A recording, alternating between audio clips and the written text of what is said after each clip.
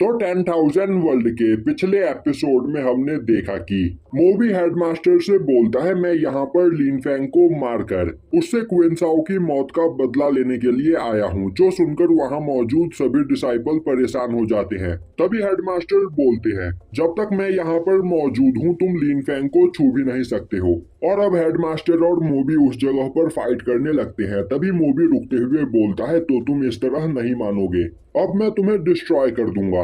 Headmaster बोलते हैं चाहे तुम कुछ भी क्यों ना कर लो तुम लिनफेंग तक कभी नहीं पहुंच सकते।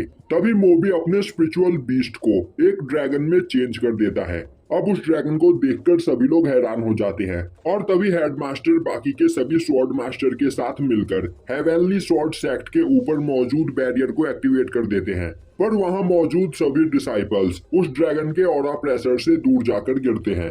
अब हेडमास्टर सभी स्वॉर्ड मास्टर को पीछे हटने के लिए बोलते हैं और अब वह आगे आते हुए मोबी से बोलते हैं तो तुम यहाँ पर बिना फाइट किए नहीं मानोगे, तो फिर ठीक है मैं तुमसे फाइट करने के लिए तैयार हूँ।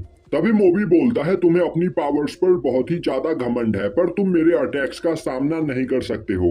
और अब वह अपने ड्रैगन्स के कई सारे क्लोन्स बनाता हुआ उन्हें हेडमास्टर पर अटैक करने के लिए आगे भेजता है। उसी वक्त हेडमास्टर अपने हेवेनली अभ्यास मार्शल सोल को बाहर निकालते हैं और अब उनका हेवेनली अभ्यास मार्शल सोल मोबी के सभी ड्रैगन्स को खा जाता है।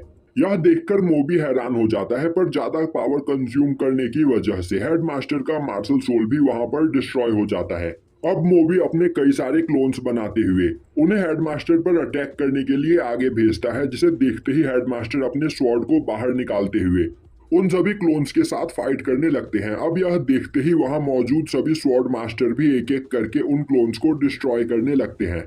तभी हेडमास्टर एक फॉर्मेशन को एक्टिवेट करते हुए मोबी के सभी क्लोन्स को डिस्ट्रॉय कर देते हैं। उसी वक्त मोबी अपने ड्रैगन को उन पर अटैक करने के लिए आगे भेजता है और अब वह ड्रैगन काफी तेजी से अटैक करके हेडमास्टर द्वारा बनाए गए फॉर्मेशन को डिस्ट्रॉय कर देता है। अब यह देखकर लिजन बोलता है आखिर यह पर्सन कितना ज्यादा पावरफुल है। यहाँ पर हेडमास्टर के साथ मिलकर सभी स्वॉर्ड मास्टर भी उससे फाइट कर रहे हैं पर इसके बावजूद वह उस पर्सन का सामना नहीं कर पा रहे हैं।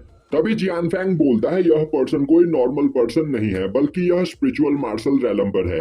और अब वहां पर बाकी के स्वॉर्ड मास्टर भी आ जाते हैं। दूसरी ओर ब्लैक ड्रैगन सिटी का वह पर्सन अपने किंग से पूछ रहा होता है मास्टर आखिर सभी स्वॉर्ड मास्टर मिलकर भी यहाँ पर मोबी को क्यों नहीं हरा पा रहे हैं। जिस पर ब्लैक ड्रैगन सिटी का किंग उसे बताता है कि मोबी स्पिरिचुअल रेलम्बर है और तो और वह लिंगयुन माउंटेन से बिलोंग करता है, जिस जगह पर गुसिन कॉन्टिनेंट के सबसे पावरफुल वॉरियर्स रहते हैं। तो इस बार मुझे नहीं लग रहा कि हेवेनली स्वॉर्ड सेक्ट यहाँ पर लिनफेंग को बचा पाएगा।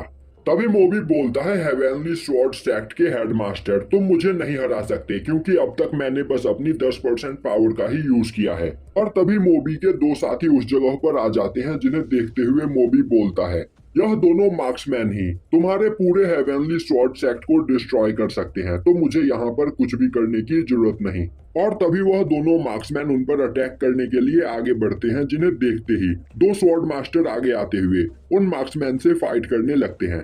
पर वह दोनों ही मार्क्समैन काफी ज्यादा पावरफुल होते हैं और दोनों स्वॉर्ड मास्टर को वहां पर काफी आसानी से हरा देते हैं, जिसके बाद वह दोबारा से जाकर अपने सिप पर खड़े हो जाते हैं। अब यह देखते ही मास्टर बाईचैन गुस्से में अपने सभी साथियों को वन स्वॉर्ड क्यूआई फॉर्मेशन को एक्टिवेट करने के लिए बोलते हैं। अब यह सुनते ही सभी स्वॉर्ड मास्टर एक साथ मिलकर वन स्वॉर्ड क्यूआई फॉर्मेशन को एक्टिवेट कर देते हैं। अब उस फॉर्मेशन के अंदर से एक जाइंट स्वॉर्ड काफी तेजी में मोबी की ओर आगे बढ़ने लगता है।